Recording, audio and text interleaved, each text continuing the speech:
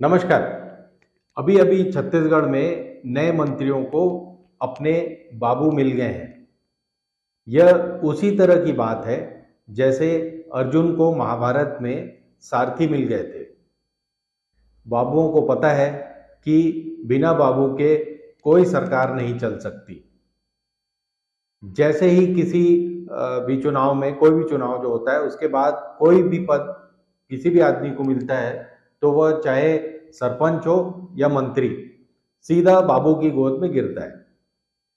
सिर्फ चुने हुए प्रतिनिधि ही नहीं, कलेक्टर से लेकर तहसीलदार तक और एसडीएम से लेकर चीफ सेक्रेटरी तक सारे बाबुओं की गिरफ्त में हैं।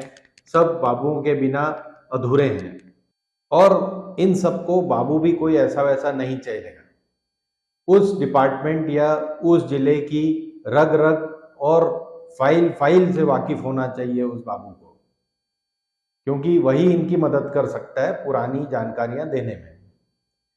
और एक काबिल बाबू ही उसकी पहली निशानी है कि वह अपने साहब को सारे तौर तरीके समझा दे उस डिपार्टमेंट के। बाबू की हर फाइल उसकी जो अहमियत को वही समझ सकता है और उस पर रखा जाने वाला जो वजन है वो कितना होना चाहिए यह भी बाबू ही समझता है और बताता है, क्योंकि उस फाइल से संबंधित जो भी इंटरेस्टेड पार्टी है, जो भी उस फाइल को आगे पीछे बढ़ाना चाहता है, वो सबसे पहले बाबू से ही आकर मिलता है। बाबू उससे पूरी जानकारी ले लेता है, पूरी बात समझता है, फिर अपने ढंग से साहब को समझाता है। अच्छा बाबू वही है जो सबसे पहले अपने साहब के उसके हितों का ध्यान रखे, फिर अपने हितों का ध्यान रखे और अगर साथ साथ शासन का भी कोई हित हो जाता है तो अच्छी बात है। अगर सब ये सारा कुछ खेल अगर नियम कानून के तहत हो जाता है तो ये सबसे अच्छी बात है। मुझे एक बहुत बड़े साहब बता रहे थे कि वो तो हर पैसा सिर्फ लीगल काम कर लेते हैं, क्योंकि वो इलीगल काम तो मैं करता ही नहीं हूं, बता रहे थे।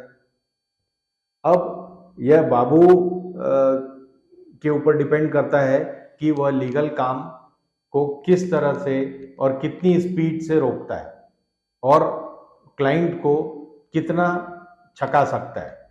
ये सब बाबू ही कर सकता है, क्योंकि रेट इसी छकाने से फिक्स होगा। अब आते हैं छत्तीसगढ़ में जो हाल में बदलाव हुए उस बात पर।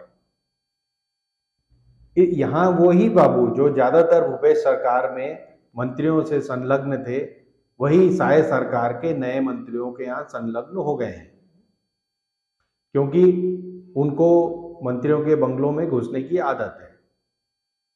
और मैंने जैसा कि पहले आपको बताया, हर मंत्री को एक एक्सपीरियंस बाबू की जरूरत पड़ती है।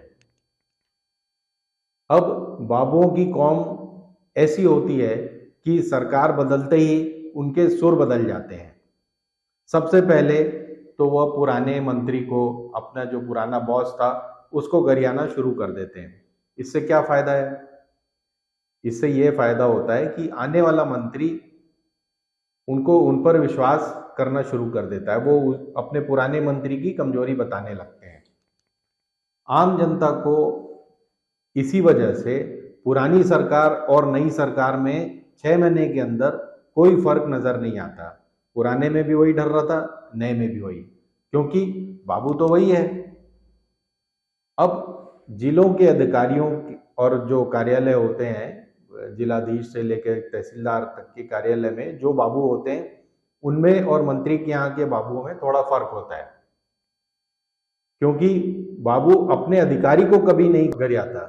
उसे पता है ये तो परमानेंट है, मंत्री तो टेम्पररी है, 4-5 साल में बदल जाएगा। बाबू से अगली पायदान पर ड्राइवर आते हैं। ये साहब के ड्राइवर जो होते हैं वो अगली पायदान पर हैं, थोड़ा कम लेकिन उतने ही उपयोगी होते हैं। ड्राइवर का किस्सा फिर कभी। अभी तो आप हमें बाबुओं से जुड़े अपने दिलचस्प एक्सपीरियंसेस लिख भेजें। धन्यवाद। हिंदुस्तान जिंदाबाद।